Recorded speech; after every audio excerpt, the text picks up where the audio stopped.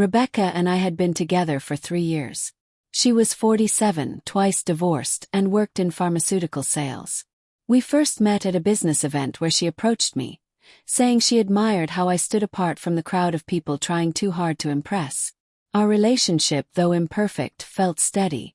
We didn't live under the same roof but spent much of our time together, with her staying at my place 3 or 4 nights a week.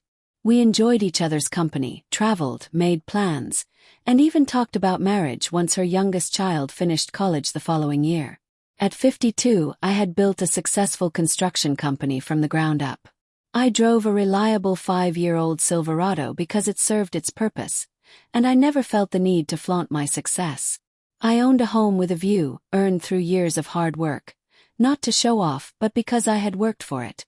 I wasn't the most thrilling man, but I was steady, trustworthy, and dependable. People might not call me unforgettable, but I was consistent. That Tuesday evening, Rebecca stayed over while I worked in my home office on an important project estimate. She was downstairs on a video call with her wine club, a circle of 5 women who had been friends since college. Normally, I wouldn't have listened in, but I needed to grab my iPad where I had left some blueprint measurements. As I opened the office door to head downstairs, I heard my name mentioned.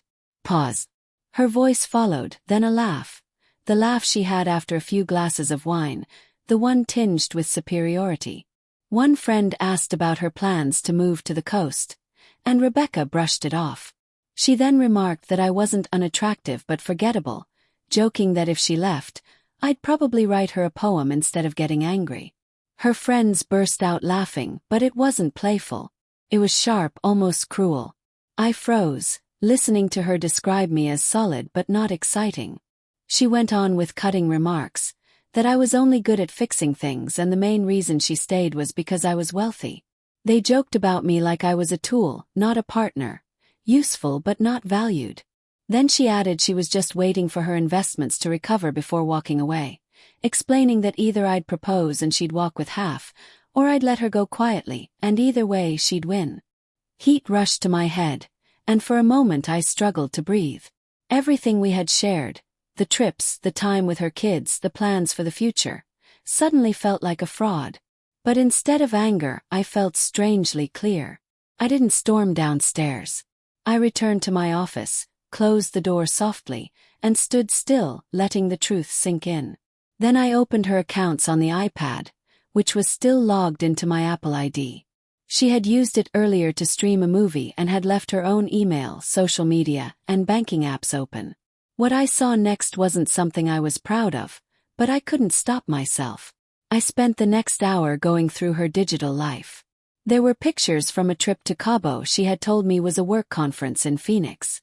Her credit card charges showed a double occupancy suite at an oceanfront resort. I saw her smiling with a man I didn't recognize. She had taken other girls' trips she never mentioned to me. There were messages with her friends mocking things I'd said and done. And there, in black and white, were spreadsheets where she had calculated my net worth and future earnings. In that instant I realized I had been nothing more than a tool, an ATM with a toolbox. I wasn't enraged. I didn't slam doors or break anything. I simply sat in silence. Men my age know that real strength comes not from controlling others, but from controlling yourself. When her call ended, I heard her pour another glass of wine. She eventually came upstairs and I asked, "Good call." She smiled and said it was the usual, the girls being dramatic and nothing worth mentioning. I nodded, then asked her to grab my reading glasses from upstairs when she went back up. As soon as she left, I placed the small suitcase she had packed for her stay by the front door. Then I wrote a short note on a piece of paper. "You're easy to forget too." I left it by her wine glass on the counter, walked into the garage and closed the door. 20 minutes later I heard her calling my name, each attempt louder. The garage had its own exit, so I slipped out, got in my truck, and drove to the same 24-hour diner where I had drafted my first business plan 20 years ago. I ordered a black coffee, turned off my phone, and sat there in silence. The next morning I drove to the office. I called a locksmith to change the locks on the house and my lawyer to make sure Rebecca had no further access to my property or accounts. I asked my assistant to clear my calendar. Then I turned my phone back on. There were 62 missed calls, 38 voicemails, and 53 texts. As I expected, they shifted from confusion to anger to threats, then bargaining and finally tears. They ranged from, "What is this? Call me back," to, "You can't throw away 3 years over nothing," to, "Please, Jack. It was just silly wine talk. Love you. We can fix this." I didn't respond to a single one. Instead, I arranged for her things to be packed and delivered to her apartment. I sent one short email, listing the delivery time and stating that any future contact should go through my lawyer. After parting ways with Rebecca, I drove to my mountain cabin, a modest place I had purchased 15 years ago as a retreat from the world. She had visited only twice, complaining both times about the weak cell service and lack of luxury, never wanting to return. Now I sat on the porch with a glass of bourbon, watching the sunset turn the peaks golden. My phone was off. The only sounds were the wind moving through the trees and the occasional cry of an eagle. Instead of feeling shattered, I felt strangely calm. I spent the next 3 days chopping wood, hiking familiar trails, and sleeping better than I had in months. When I finally powered my phone back on, there were another 40 missed calls and over 60 texts, but I erased them without opening. Back in the city, I buried myself in work. We were competing for a major hospital renovation, a contract that could greatly expand the company. I worked long hours refining proposals, meeting subcontractors, and double-checking every figure. My staff noticed my sharp focus, but wisely gave me space. 2 weeks passed, and Rebecca's calls slowed. She appeared at my office once, but security kept her in the lobby. She sent old friends to speak on her behalf, but I gave the same answer. Didn't work out. I wish her well.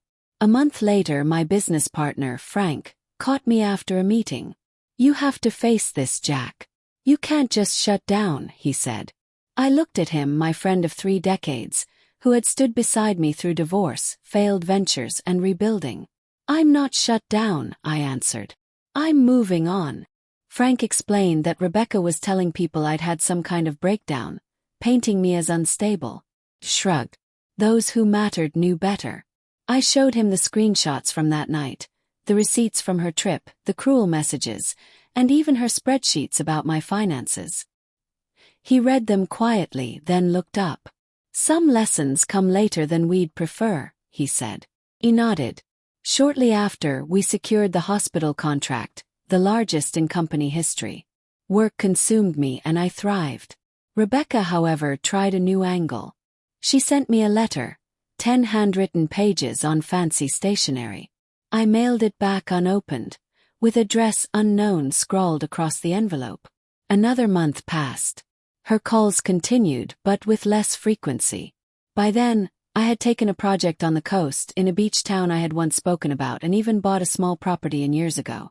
One evening, leaving a restaurant, I heard her voice in the parking lot. "Jack, please," she said. "Can we just talk like adults?" I kept walking toward my truck. 3 years, Jack. Doesn't that deserve a conversation? She seemed smaller now, less confident. I turned to face her. "The woman I thought you were deserved a conversation," I said quietly. "The woman you turned out to be doesn't." "It was nothing, just wine talk," she pleaded. "Never say things you don't mean. Not about someone you claim to love," I replied. She stepped closer. "I made a mistake. People make mistakes." I shook my head. "A mistake is forgetting an anniversary. Calculating someone's value while planning to leave is a reflection of character." Tears welled in her eyes. "What can I do to fix this?" I reached for my keys. "Nothing. That's the point. So you'll just throw away 3 years. Pretend it never mattered?" she asked. "Open the truck door." "Funny thing, Rebecca. I'm not angry anymore.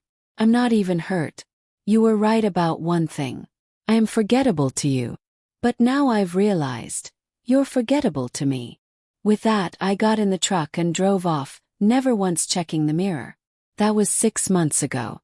Since then, I've expanded the business to that coastal town, bought a house overlooking the ocean, and meet once a week with a retired architect who is designing my next project. She's smart, independent, and authentic. We're taking it slow. Rebecca still calls sometimes. Her number flashes on my screen, but I no longer recognize the ringtone. I've forgotten it, just as I've forgotten her laugh and the sting of betrayal. Some believe growing older means settling for less, accepting scraps. I've learned it means demanding more. More honesty, more respect, more truth. I don't need to be unforgettable to everyone, just to the right person. And they to me. Sometimes the best revenge isn't loud or destructive. Sometimes it's simply proving them wrong by living better. That note I left, "You're easy to forget too," wasn't just a parting shot.